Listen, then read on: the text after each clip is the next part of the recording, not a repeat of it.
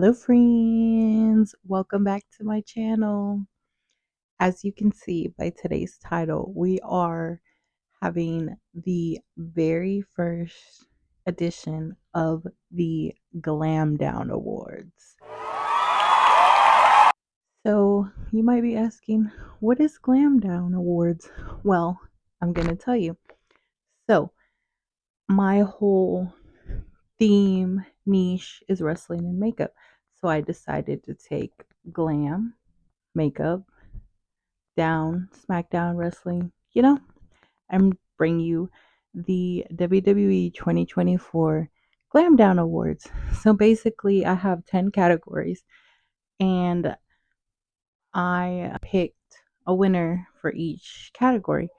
And of course, this is based on my thoughts, my opinions, my feelings. And if you don't like them, that's fine. But, be nice about it. So, anyways, without further ado, let's get into the Glamslam Awards.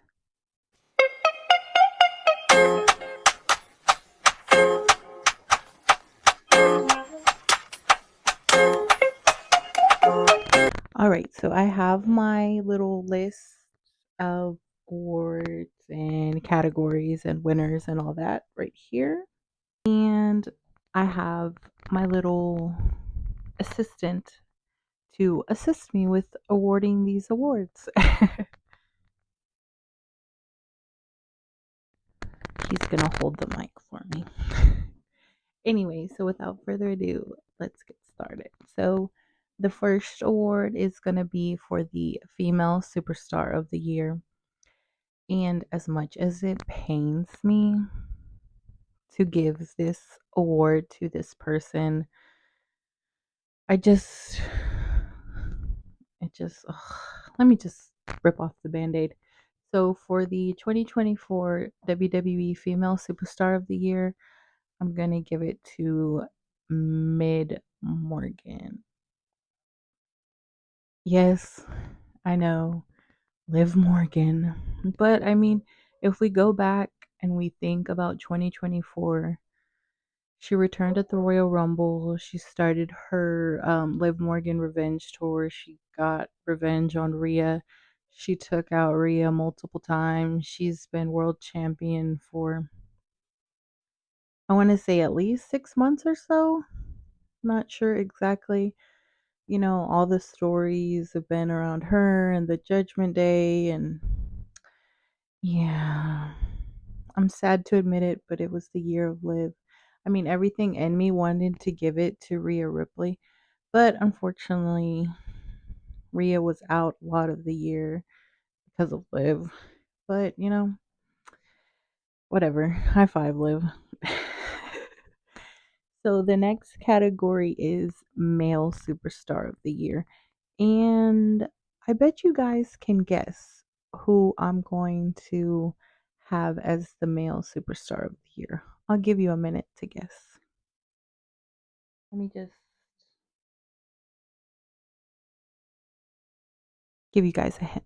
For Male Superstar of the Year, it goes to none other than Big Daddy Drew McIntyre. Not just because he's extremely sexy, but he has definitely put in the work this year.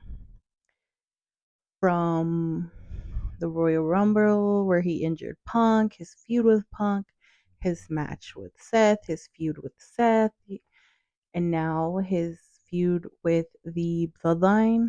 And not only on TV, his social media game. He's been, trolling on social media. The fact that he took a picture in the middle of his match, bored at work, hilarious. But he's definitely have to be the superstar of the year with all the work he's put in. Not just because he's one of my favorites. You guys can agree with me, right? Yeah, okay. The next category is tag team of the year. So I gave the tag team of the year to a female tag team because the males just weren't doing it for me this year. I mean, at the beginning of the year we had the unified tag team titles, and they were separated at Mania. And like, I don't understand how the Judgment Day. Well, first it was Finn and Damien had the undisputed tag team titles, and they really did nothing with them. Then they finally separated them at Mania. Miz and Truth won, and Theory and Austin, um, sorry, Theory and Grayson Waller won. And they didn't really do much with the titles either.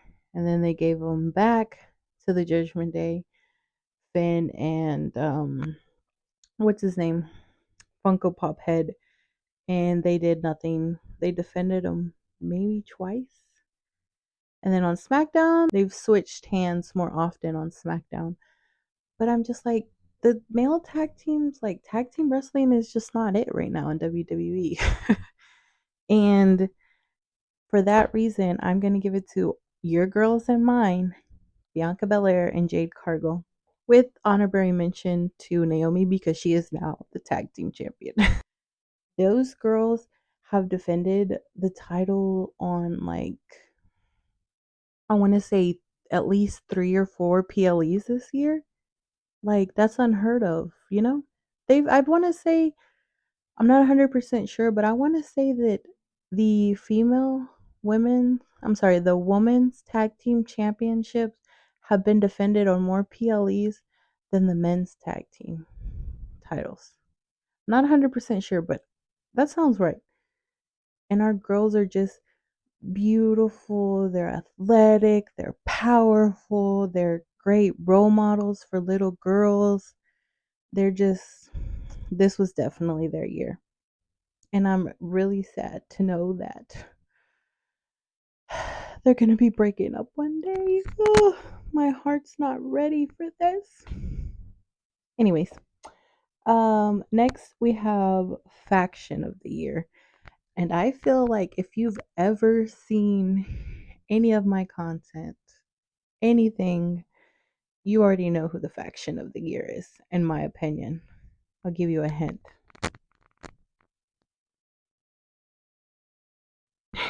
Of course, the bloodline. And I'm including both bloodlines, the OG bloodline and the Solo Sikoa's Team Moo bloodline wannabe. I remember when Paul Heyman made the statement that, oh, we're only in the third inning of the bloodline story. Everybody was like, what are you talking about? Blah, blah, blah. And then at WrestleMania 40, everybody was like, oh, the bloodline's over. Roman is no longer the champion. Jay betrayed him.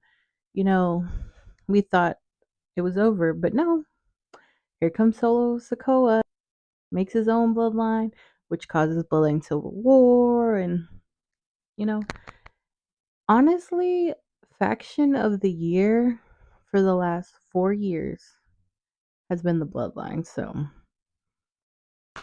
and I know people are sick of the bloodline. People don't like the bloodline, blah, blah, blah. Me, I've been bloodline since day one. Pun intended. Next, we have breakout superstar of the year. Now, this is kind of like the Liv Morgan situation. It pains me to say this. I don't want to give this superstar credit, not because he's not talented or anything. It's just, I feel like once I say his name, you guys will know why. Braun Breaker. I don't want to give him credit because he broke my heart and he took the title from Jey Uso. I hate that Jey Uso won the title and then a month later Braun Breaker run it back, and I'm still not over it. But anyways, yeah, Braun Breaker, he debuted, and he was on SmackDown for a little bit, then he got traded to Raw, and he has just been they really just have a rocket strapped to his back. He's been Intercontinental Champion twice already, and he hasn't even been wrestling that long. If I'm not mistaken, he's been wrestling like 3 years, maybe four. I'm not 100% sure. And I know he's a second generation bloodline, it's in his family, but like he's just he's just on fire. So, match of the year for me is going to be Roman Reigns and Cody Rhodes at WrestleMania 40.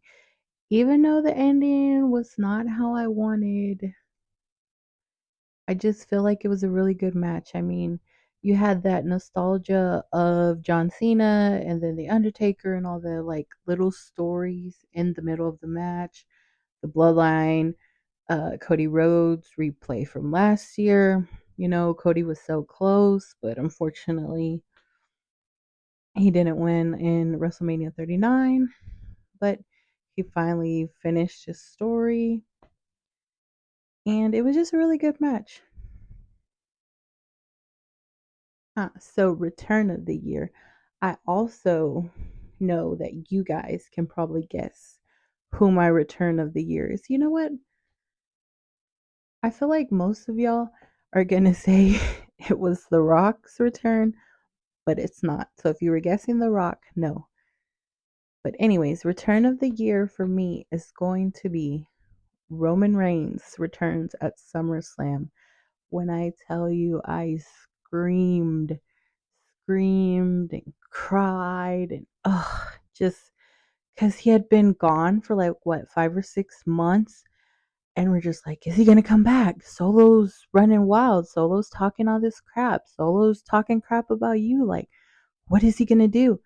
Is he gonna come back? You know, and it was rumored, oh, he's gonna be back this. He's not coming back to the Royal Rumble. Oh, he's not coming back to Survivor Series, blah blah.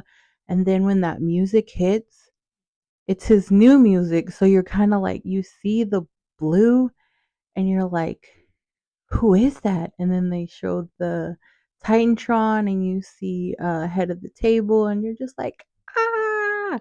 But yes, Roman Reigns is definitely return of the year for me. Feud of the year, I feel like as a collective we can all agree what the feud of the year was, right? Of course, Big Daddy Drew and CM Punk. Drew won also hater of the year with this feud. The trolling he did online and then all the comments, like every time he had a microphone in his hand, he was just talking mess. And like, he's one of the only people I've ever seen have a feud with somebody that's not even there. Usually when somebody gets injured, they kind of like, they're written off TV, not talked about, not brought up, but Drew kept CM Punk relevant. Well, let me say, he kept his feud with CM Punk relevant. But then I also think, I was like, man, would that feud have been that long if Punk haven't of got injured at the Royal Rumble? Like, would it have been that long? Would we have gotten 3 match? Would we even have made it to Hell in a Cell? Who knows? But anyways, feud of the year, definitely Big Daddy Drew and Punk. Now, moment of the year. I picked this moment because it's like, I know there was a lot of moments in 2024. 2024 was a hot year for wrestling. But I picked this moment because I feel like it's literally the first moment of 2024. It was like the moment that started the WrestleMania story, that started, brought in the new year. And I remember watching it and I'm just like, oh my God. But, anyways, my moment of the year is when The Rock returned on day one Raw and he asked the question, should The Rock sit at the head of the table? Yeah. Yes, that is, like I said, there was a lot of moments in 2024, but I picked that moment because, like, that was the first moment, like, OMG moment of 2024. And last but not least, we have PLE of the year.